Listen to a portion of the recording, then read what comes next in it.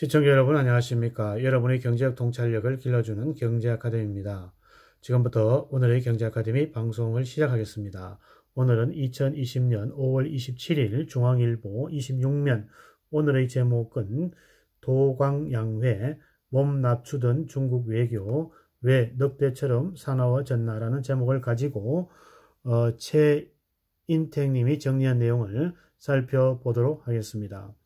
신종 코로나 바이러스 책임 문제로 궁지에 몰린 중국이 전례 없이 공격적이고 호전적인 외교 활동으로 전 세계와 충돌하고 있다. 시진핑 국가주석은 등소평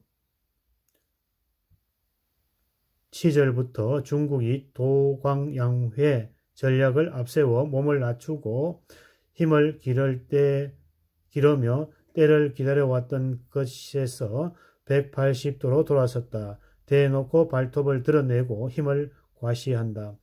고자세의 독설, 경제보복 예사로 홍콩 탄압, 대만, 남중국해의 항모, 장기적 국제 고립과 탈중국화를 불러 2013년 집권한 시 주석은 제1 일을 주동적으로 한다는 주동자귀를 거쳐 코로나 사태를 전후해 무력과 독설, 보복을 앞세워 전량 외교로 돌아섰다. 전량은 인민해방군의 홍보를 위해 만든 애국주의의 액션 영화이다. 주인공은 2015년 개봉한 1편의 미국 네이비실 출신의 악당들, 그리고 2017년의 2편 유엔도 포기하고 미군도 철수한 아프리카에서 납치범을 각각 물리친다. 영화에서 중국은 의지와 용기, 첨단 무기를 세계를 구하는 21세기의 카우보이를 표현된다. 전량은 영어로 울프 워리어로 적는다. 늑대의 전사로 옮길 수 있다. 워리어. 미국 외교 전문지는 디플로매트는 지난 15일 과거 보수, 수동적 저자세 외교를 추구하던 중국이 코로나 팬데믹 이후에 국제사회를 대상으로 단호하고 주도적 그리고 고자세의 전량 외교를 펼치고 있다고 평가했다. 디플로맷은 전량 외교라는 새로운 접근법의 영화처럼 중국 대중이 애국주의와 민족주의 그리고 국가의 자부심을 높이고 있다고 지적했다. 월스트리트 저널은 19일 중국 외교관은 사흘 준비가 되어 있으며 국제 영향력을 강화할 목적으로 공격적인 행동을 하고 있다고 보였다. 실제로 중국의 무역 흑자의 문제를 지적하는 기자에게 중국 외교관이 그게 불만이면 중국산 마스크와 보호 장비부터 벗으라고 쏘아붙일 정도이다. BBC 방송은 13일 코로나 팬데믹 상황에서 내놓은 험한 말들을 하는 중국 외교관들이 중국의 새로운 군대가 되고 있다고 지적했다.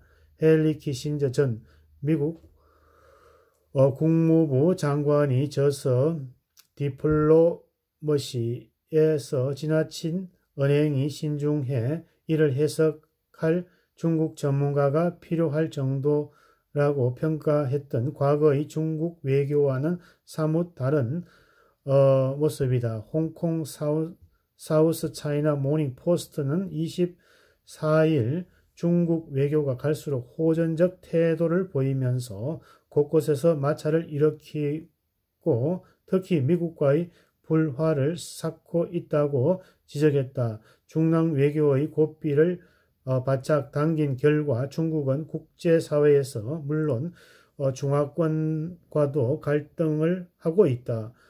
중국이 홍콩 입법화회를 거치지 않고 중국의 전국인민대표회의에서 국가보안법을 제정해 홍콩의 반정부 활동을 처벌할 수 있는 방안을 추진한 것이 한 사례이다.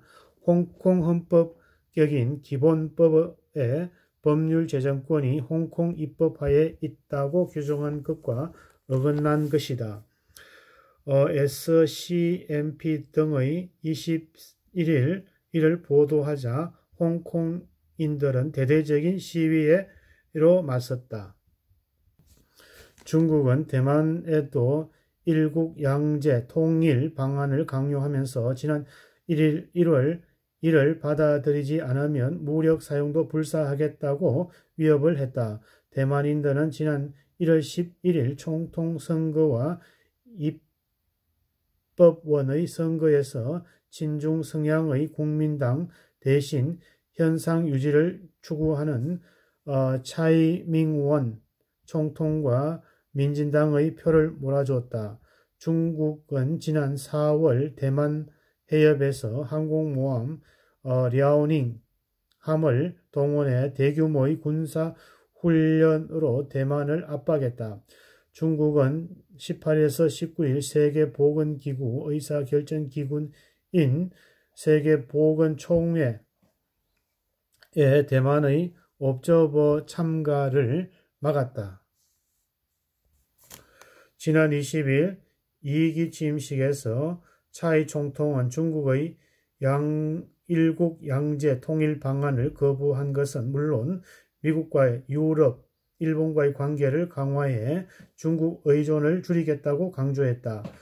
차이 총통은 신대만 국책 싱크탱크의 5월 7일 조사 결과 74%의 지지율을 기록했다. 중국은 전 세계가 코로나로 고통받는 와중에 4월 18일 하이난 성 산사시에서 시사구와 난사구를 각각 설치해 영유권 분쟁 중에서 남중국해 섬과 산호초를 편입시켰다.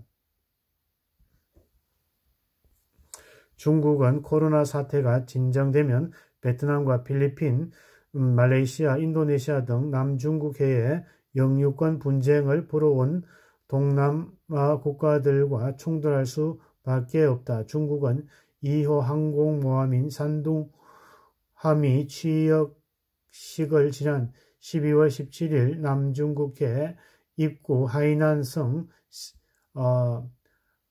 샨야에서 시주석이 참가한 가운데 열렸다.